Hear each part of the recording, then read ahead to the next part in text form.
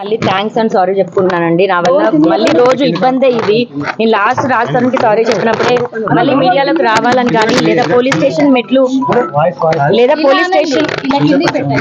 మెట్లు మళ్ళీ ఎక్కుతానైతే అనుకోలేదు. నిన్న నాకు జరిగిన దాడికి నేను మళ్ళీ పోలీస్ స్టేషన్ మెట్లు ఎక్కాల్సి వస్తుంది. ఇదంతా కూడా ఎక్స్పీరియన్స్ అవ్వాల్సి వస్తుంది. నా లైఫ్లో నాకు జరిగిన అన్యాయానికి నేను ఫైట్ చేస్తున్నాను. అది కొంతమందికి నచ్చచ్చు, కొంతమందికి నచ్చకపోవచ్చు. ఎందుకంటే ఇద్దరు మగాళ్ళ మీద ఫైట్ చేస్తున్నాను. అందులో రాజ్ తరుణ్ కానీ మస్తాన్ సాయి కానీ ఇద్దరు పలుకుబడి ఉన్న మనుషులు, ఇద్దరు డబ్బులు ఉన్న మనుషులు. నేను న్యాయం కోసమే పోరాడుతున్నాను. న్యాయం కోర్టులో ఉంది. కోర్టుని కోర్టులాగా కూడా గౌరవించకుండా పర్సనల్గా అటాకులు చేసి నా మీద దాడి చేస్తున్నారు. ఒంటరిగా ఉన్నాను, ఒక్కదాన్నే, నార్మల్ మిడిల్ క్లాస్ అమ్మాయినే నేను. ఈ రోజు రాజ్ తరుణ్ హీరో అయిపోయి నేనేం చేసినా నడిపించుకుంటుంది అన్న దాంట్లో పట్టపగలు మా ఇంటికి అమ్మాయిలు లాంటి అబ్బాయిలు పంపించాడు. మరి అబ్బాయిలు అమ్మాయిలాగా వచ్చారో కానీ వచ్చి నన్ను దారుణంగా అటాకులు చేసిన ప్రైవేట్ పార్ట్స్ని కూడా ఇచ్చేసి ఎంత హ్యూమిలేట్ చేసి నన్ను గేట్ వరకు డ్రాగ్ చేసుకుంటూ వచ్చారు. పోలీసులు ఆ సెకండ్ రైట్ టైంకి రాకపోయి ఉంటే నాకు ఏమై ఉండేదో కూడా నాకు తెలియదు. చచ్చిపోయానని ఒక సెకండ్ అయితే అనుకున్నాను. అండ్ ఆ విషయం మీద ఫైట్ చేస్తుంటే సంబంధం లేకుండా శేఖర్ భాష వచ్చాడు, ఆ ప్రీతి అనే అమ్మాయి వచ్చింది, అండ్ ఉదయ్ వీళ్ళందరూ కూడా ఎందుకు వచ్చి మాట్లాడుతున్నారో నాకైతే తెలియదు. నా ప్రాపర్టీకి కానీ నా కేసుకు కానీ ఎటువంటి సంబంధం లేని పీపుల్ కేసు డైవర్ట్ చేయడానికి మాత్రమే చేస్తున్నారు. అండ్ రాజ్ తరుణ్ పైన నేను మనస్ఫూర్తిగా సారీ చెప్పి ఇదే మీడియా ముఖంగా కేసులు వద్దు అనుకొని తీసుకుందాం అనుకున్న మాట నిజమే. మళ్ళీ ఈ రోజున ఫైట్ చేద్దాం అనుకుంటుంది కూడా నిజమే. ఎందుకంటే వాళ్ళు చేసిన అటాక్కి మాత్రమే నేను డిఫెండ్ అండ్ నేను ఫైట్ చేసుకుందాం అనుకుంటున్నాను.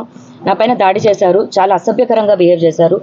ఇప్పుడు నేను ముందుకు వెళ్తున్నాను. రాజ్ తరుణ్ వచ్చి సమాధానం ఖచ్చితంగా చెప్పాలి. పోలీసు వారిని కూడా అదే కోరాను, రాజ్ తరుణ్ వచ్చి మాట్లాడాలని, లేకపోతే రాజ్ తరుణ్ని దీనిపైన ఇన్వెస్టిగేట్ చేయాలని, దీనిపైన వెనకాల ఎవరుండి నా పైన దాడి చేయించారని.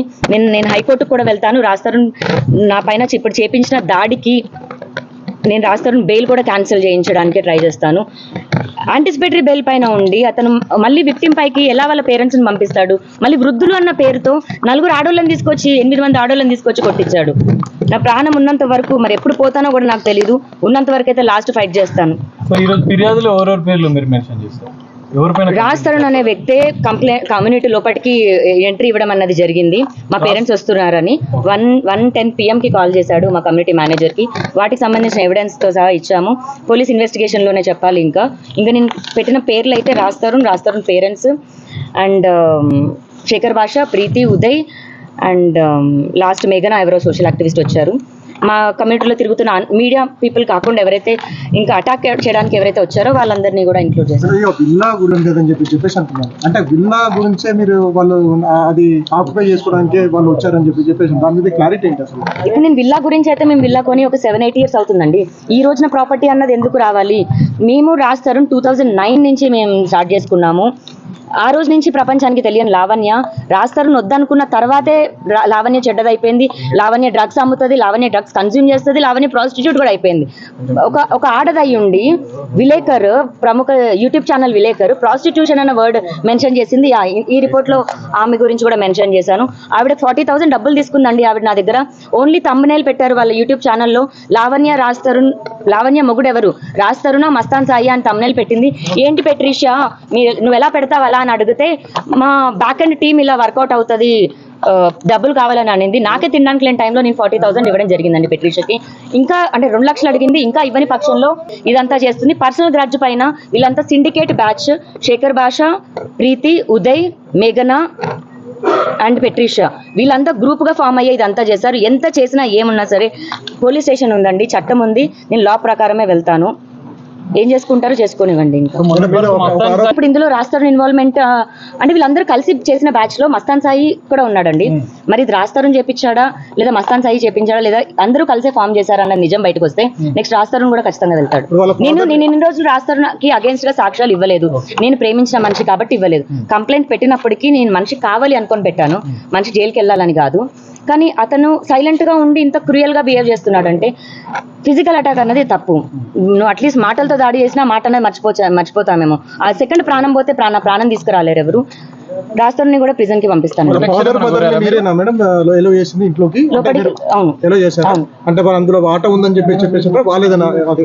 వాళ్ళు వీళ్ళు అనడానికి మాది ఇంకా సపరేషన్ అవ్వలేదండి. కోర్టు తీర్పు లావణ్య రాజ్ తరుణ్ విడిపోయారు, లావణ్య రాజ్ తరుణ్ సంబంధం లేదు అన్నదేమి ఇవ్వాల. ఛార్జ్ షీట్ అయింది, ఛార్జ్ షీట్ లో 11 ఏళ్ళు వీళ్ళు సహజీవనం చేశారు అని వచ్చారు. ఇల్లు సంబంధం లేదు అని అయితే లేదండి. అది రాస్తారు ఇప్పుడు అంటే ప్రాపర్టీ కొన్నాం కాబట్టి ప్రాపర్టీ గురించి అంటే ప్రాపర్టీ లేకపోతే అంటే లావణ్య తీసుకెళ్తాడా మరి ఇప్పుడు అంటే ప్రాపర్టీ ఉందని లావణ్య వద్దంటున్నాడా? తల్లిదండ్రులు ఒకటే ఆరోపణ చేస్తున్నారు, అసలు రాస్తారు తన అమ్మాయి పెళ్లి చేసుకోలేదు, సహజనం చేశారు, ట్రక్ పెడ్లరు, అసలు ఆమెకు సంబంధమే లేదు, ఆ ఇల్లు మాదే అని చెప్పేసి ఖండితంగా చెప్తున్నారు. దాని రాస్తారు వాళ్ళ 4 fathers ఇచ్చిన హౌస్ కాదండి అది. రాజ్ తరుణ్ హైదరాబాద్ కి వచ్చిన తర్వాత జీరోతో తన కెరియర్ స్టార్ట్ చేశాడు. అతను కూడా స్టార్టింగ్ డేస్ లో మీ అందరికీ చెప్పడం జరిగింది. ఆ అమ్మాయి ఇనిషియల్ డేస్ లో మేము కలిసి ఉన్నామని, మేమిద్దరం లవ్ చేసుకున్నాము, పెళ్లి చేసుకున్నాము, నాకు ప్రపోజ్ చేసింది అతనే, పెళ్లి చేసుకుంటావని అడిగింది అతనే. దాని తర్వాత మేము ఫామ్ చేసుకున్న మా జర్నీలో వచ్చిన ఇల్లు అది నాది కాదు, రాజ్ తరుణ్ది కాదు అంటే ఒప్పుకుంటానేమో కానీ ఓన్లీ రాజ్ తరుణ్ అంటే నేను ఒప్పుకోను. ఎందుకంటే బయటికి మగాడు వెళ్ళి పని చేస్తే ఆడది ఇంట్లో ఉండి పని చేసింది. మీ అందరూ మగాళ్ళు ఉన్నారు, ఇక్కడ 2-3 ఆడవాళ్ళు ఉన్నారు. మరి మీ అందరు మగాళ్ళదే ఇల్లులు అయిపోతాయా? మీ అందరు పిల్లల ఇల్లులు కావా?